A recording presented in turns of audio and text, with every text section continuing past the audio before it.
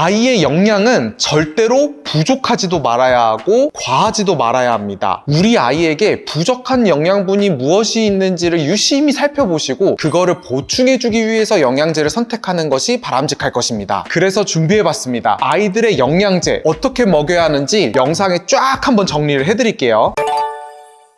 안녕하세요. 표쌤의 친절한 진료실의 표진규 원장입니다. 사실 제가 유튜브 시작하면서 진짜 많이 요청하신 내용이 한 가지 있어요. 바로 영양제인데요. 제가 진료하면서도 우리 아이가 키가 너무 작은데 좀 좋은 영양제가 없나요? 아니면은 최근에 감기가 너무 자주 걸려서 영양제 좀 추천해주세요 라든가 아이가 장이 좀 약한 것 같아요. 배 아픈데 영양제 좀 먹일 거 없나요? 요런 영양제 질문들을 정말 많이 받아요. 어른들이야 몸에 좋은 것 이것저것 다 챙겨 먹는다고 하지만 아이들한테는 이걸 먹여도 되는 건지 혹여나 좀 문제가 되지는 않는지 많이들 궁금해 하셨을 거예요. 그래서 준비해봤습니다. 아이들의 영양제 어떻게 먹여야 하는지 영상에 쫙 한번 정리를 해드릴게요. 제가 만 1세 이전 아이, 그리고 1세에서 3세 아이, 그리고 3세 이후로 나눠서 말씀드릴게요. 바로 시작하겠습니다.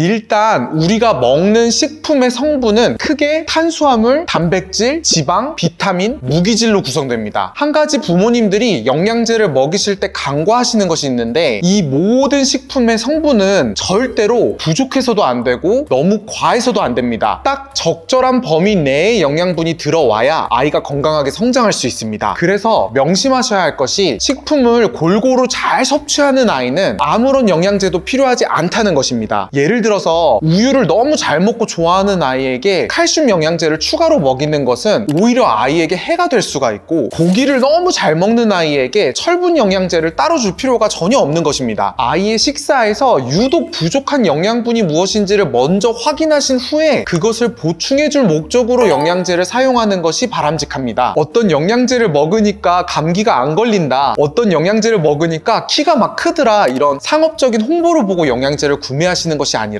우리 아이에게 부족한 영양분이 무엇이 있는지를 유심히 살펴보시고 그거를 보충해주기 위해서 영양제를 선택하는 것이 바람직할 것입니다. 자, 제가 먼저 만 1세 이전 아이들의 영양제 선택에 대해서 말씀드릴게요. 만 1세 이전의 아이들은 보통 모유나 분유를 주식으로 먹고 점점 이유식의 비중이 높아지고 있을 거예요. 이 시기에는 부모님들이 생각하시는 것보다 모유나 분유가 거의 완벽에 가까운 영양 균형을 이룬 식사라서 사실 영양제를 굳이 주시지 않아도 되는 시기입니다. 다만 만 1세 이전에 먹으면 무조건 도움이 되는 영양제는 비타민 D와 유산균입니다. 비타민 D는 원래 특이하게도 햇볕에 이렇게 노출이 되었을 때 생성이 되는 비타민인데 돌 전에 아이들이 검사해보면 대다수가 정상치보다 좀 떨어져 있어요. 이게 아이들이 예전보다 햇볕에 노출되는 기회가 훨씬 더 적어져서 그렇습니다. 특히 외출을 좀 잘 하지 않는 아이거나 아니면 늦가을에서 겨울철에 출산해서 너무 춥다 보니까 애들이 집에만 있었던 경우, 아니면은 엄마가 임신했을 때 외출을 거의 하지 않은 채로 출산한 아이들 같은 경우는 열심히 이 비타민 D를 먹여주시는 것이 좋아요. 두 번째로는 유산균인데, 유산균은 사실 소아나 성인 관계없이 특별히 영양소가 부족하지 않더라도 꾸준히 먹는 것이 좋습니다. 장에 정상적으로 사는 좋은 균들을 먹어줘서 아이가 장내에 나쁜 세균들을 무찌를 수 있도록 해주는 역할이에요. 제가 조금 팁을 드리자면 자연분만을 한 아이보다 제왕절개로 태어난 아이가 좋은 장내 세균이 부족한 경우가 많고, 모유 수유를 하시는 아기보다 분유 수유를 하는 아기가 장내 좋은 세균들이 부족한 경우가 많아요. 그래서 제왕절개로 태어난 아이이거나 분유 수유를 하는 아이들은 유산균을 더더욱 열심히 먹이셔야 합니다. 비타민 D나 유산균의 종류를 선택할 때는 종류는 크게 상관은 없어요. 하지만 만 1세 이전 아이들은 비타민 D와 유산균이 합쳐진 제품들을 저는 추천합니다. 꾸준히 매일 먹이셔야 되는데 비타민 D를 또 따로 먹이고 유산균을 따로 먹이시기가 정말 힘든 계열수거든요. 그리고 1세 이전 아이들에게 비타민 D와 유산균 말고 한 가지 더 신경 써주시면 좋을 영양분이 있는데 이게 바로 철분입니다. 이유식을 진행하는 아이들 중에서 유독 소고기나 육류를 싫어해서 안 먹는 아이들이 있어요. 고기를 안 먹는 아이가 잠을 잘 못 자고 좀 밥 먹는 양도 적으면서 얼굴이 창백하다고 느끼시면 병원 병원에서 검사를 한번 받아보고 철분제를 드시는 것이 좋습니다. 철분은 개인적으로는 검사 없이 루틴하게 먹이시기보다는 간단한 검사로 빈혈이 확인이 되면 먹이시는 것을 추천드려요. 비타민 D나 유산균은 몸에서 좀 과량이어도 문제가 되지는 않는 성분인데 요 철분은 과량이면은 위장관 문제라든가 치아 착색 같은 부작용이 좀 생길 수 있기 때문입니다. 자, 다음은 만 1세에서 3세 사이의 아이들의 영양제 선택에 대해서 말씀드릴게요. 요 시기에는 모유와 분유를 이제는 끊어버리고 제대로 삼시세끼 식사와 이제는 분유 대신에 우유를 마시는 시기입니다. 이 시기부터 이제 식습관에 문제가 있는 아이들이 생각보다 많아집니다. 편식하는 아이들도 정말 많아지는 시기예요. 자, 이 시기에 편식도 없이 밥도 잘 먹고 우유도 잘 먹는 아이다? 아까 영상 초에 설명드렸다시피 다른 영양제는 먹이실 필요가 없습니다. 꾸준히 비타민 D와 유산균만 먹이셔도 됩니다. 다만 편식을 좀 하는 아이가 있다면 추가적으로 먹일 영양제들이 몇 가지가 있습니다. 먼저 이 6가지 식품군 그림을 좀 보시겠습니다. 이 시기의 편식은 대다수가 이 2가지입니다. 첫째는 처음 먹어본 우유가 낯설어서 아이가 우유를 잘 먹지 않는 경우, 두 번째는 이유식에서 유아식으로 넘어가면서 고기 질감을 싫어해서 고기를 좀 거부하는 경우입니다. 물론 여러 가지 편식을 없애기 위한 힘든 싸움을 이어가셔야 되지만 아이가 우유나 고기를 먹는 것에 익숙해질 때까지 영양제의 도움이 좀 필요할 수 있습니다. 우유를 잘 안 먹는 친구들은 칼슘 영양제가 필요하고 고기를 잘 먹지 않는 친구들은 철분이나 아연을 추가로 먹여주시는 것이 좋습니다. 다만 여기서도 철분은 빈혈 검사를 한번 좀 해보고 빈혈이 있을 때만 먹여주시고 아연은 별도의 검사 없이 고기 섭취가 부족하다고 하면 먹여주시면 됩니다. 그래서 만 1세에서 3세 아이들의 영양제를 요약해드리면 아이가 편식 없이 잘 먹는다 그러면 비타민 D랑 유산균만, 그리고 아이가 우유를 안 먹는 아이이면 비타민 D랑 유산균이랑 칼슘을, 고기를 잘 안 먹는 친구다 그러면 비타민 D, 유산균, 아연을 기본으로 먹이고 빈혈이 있을 시에는 철분 검사를 추가해서 철분제까지 먹이시면 됩니다. 자, 다음은 만 3세 이상 아이들의 영양제입니다. 만 3세가 넘어가면은 고기를 처음에 못 먹던 아이들도 이제는 어느 정도 고기 식감에 익숙해지고 우유를 처음에 잘 못 먹던 아이들도 어느 정도 우유에 익숙해지게 됩니다. 이때야말로 요 6가지 식품군들 중에서 아이가 어떤 것이 부족한지에 따라서 영양제를 다양하게 고르시면 됩니다. 이때는 또 아이의 신장 기능이라든가 간 기능이 어느 정도 완성이 되어 있기 때문에 조금 편안하게 영양제 종류를 좀 다양하게 고르셔도 큰 부작용이 없을 거예요. 다만 좀 통계적으로 보면 만 3세 이후에는 은근히 고기를 못 먹는 친구보다는 야채를 싫어하는 아이들이 많아지는 편이고, 일반적으로 크게 편식을 하지 않고 잘 먹는 아이라고 하면 다양한 무기질과 비타민들이 함유된 멀티비타민 그리고 유산균, 이렇게 2가지만 먹이시면 됩니다. 다만 우리 아이가 아직도 고기를 너무 안 먹는다고 하면 철분과 아연이 많이 함유된 제품을 선택할 수가 있고, 우유를 아직도 너무 안 먹는다고 하면 오히려 칼슘이 조금 높게 함유된 제품으로 선택을 할 수가 있게 됩니다. 자, 이번에는 저희 딸을 예로 들어서 한번 보여드리겠습니다. 첫째 딸이 지금 만 4세인데요 돌 때부터 식감이 너무 예민한 친구여서 조금만 질겨도 고기를 아예 안 먹고 우유도 정말 싫어했었어요. 그래서 고기 대신에 단백질로는 생선이나 계란 위주로 많이 먹이고 우유를 입에도 대지도 않다 보니까 멸치나 계란 같은 걸로 칼슘을 공급했어요. 그럼에도 좀 부족하기 때문에 영양제로 비타민 D와 유산균, 칼슘과 아연을 1년에서 2년 동안 계속해서 먹였고, 도중에 심할 때는 철분도 잠시 동안 먹였어요. 지금은 워낙에 고기도 잘 먹고 우유도 잘 먹는 편이라서 전에 먹이던 칼슘과 아연, 철분은 끊어버리고 지금은 잘 먹는 아이이기 때문에 멀티비타민과 유산균만 먹이고 있습니다. 반면에 저희 둘째 딸은 지금이 17개월인데 제 식성을 닮아서인지 주는 대로 얘는 다 받아먹는 아이예요. 그래서 둘째는 다른 영양제는 줄 필요가 없어서 비타민 D와 유산균만 현재는 꾸준히 먹이면서 키우고 있답니다. 자, 추가로 제가 몇 가지 외래에서 많이 받는 질문들만 알려드릴게요. 먼저는 병원에서 항생제 먹을 때 좀 처방받는 람노스나 비오풀 같은 것도 유산균인가요? 그러면 다른 유산균 아니라 이걸로 매일 평소에 먹으면 안 되나요? 입니다. 네, 사실 비오풀과 람노스도 모두 유산균이 맞습니다. 심지어 유산균의 수가 일반 시중 제품보다 훨씬 더 많아서 의사에게 처방을 받아서 쓰게끔 만들어진 급여 제품이에요. 저도 비오풀과 람노스를 엄청 좋아하고 선호하는데 이게 굉장히 고농도 유산균이어서 아이가 장염에 걸렸을 때나 항생제 설사일 때 쓰면 효과가 되게 좋아요. 그런데 이건 좀 개인적인 경험으로 설명드리면은 아이가 평소에 안 아플 때 이 고농도 유산균을 맨날 쓰고 있으면 장염이 걸렸을 때나 항생제를 꼭 사용해야 될 때 유산균의 효과가 그렇게 도드라지게 나타나지 않더라고요. 그래서 제가 추천하는 거는 평소에는 시중에서 파는 건강 보조제에 적당한 유산균을 먹고 있으시다가 한 번씩 장에 문제가 생길 때 이런 고농도 유산균을 의사의 처방을 받아서 사용하시는 것을 추천드립니다. 자, 그러면 이런 고농도 유산균을 장염이나 항생제 쓸 때 처방받아서 먹고 계실 때에는 굳이 고농도 이 유산균에다가 추가로 평소에 먹던 유산균을 같이 먹을 필요는 전혀 없겠죠? 기존에 먹던 유산균은 잠시 쉬었다가 람노스나 비오풀 사용이 종료가 되면 다시 원래대로 기존의 유산균으로 돌아가시면 됩니다. 참고로 평소 아이가 먹는 이제 시중 제품인 유산균의 선택은 맛으로 하시면 됩니다. 유산균의 종류는 크게 상관은 없고 다 대동소이한 편이어서 너무 비싼 것을 고르기보다는 아이가 맨날 같이 먹어야 되다 보니까 애가 좋아하고 맛있는 것으로 선택하는 것이 좋습니다. 제가 두 번째로 많이 듣는 질문은 그러면 선생님 비타민 D와 유산균은 몇 살 때까지 먹이나요? 입니다. 이것의 답은 평생 먹으면 좋다입니다. 야외 활동이 많아서 비타민 D를 검사했을 때마다 항상 빵빵하게 높다 그러면 뭐 굳이 비타민 D를 안 먹이셔도 되기는 한데 비타민 D가 너무 중요한 비타민인데다가 외출을 많이 못하면은 금방 또 수치가 떨어져 버려서 평소에도 꾸준히 먹이시는 게 좋아요. 저도 원래 일평생 비타민 D 수치가 항상 높게 나오다가 개원 생활 한 3년 만에 바로 감소해 버리더라고요. 유산균도 마찬가지로 장내 좋은 균을 꾸준히 평생 공급하는 것이 면역 기능과 장 활동 등에도 큰 도움이 됩니다.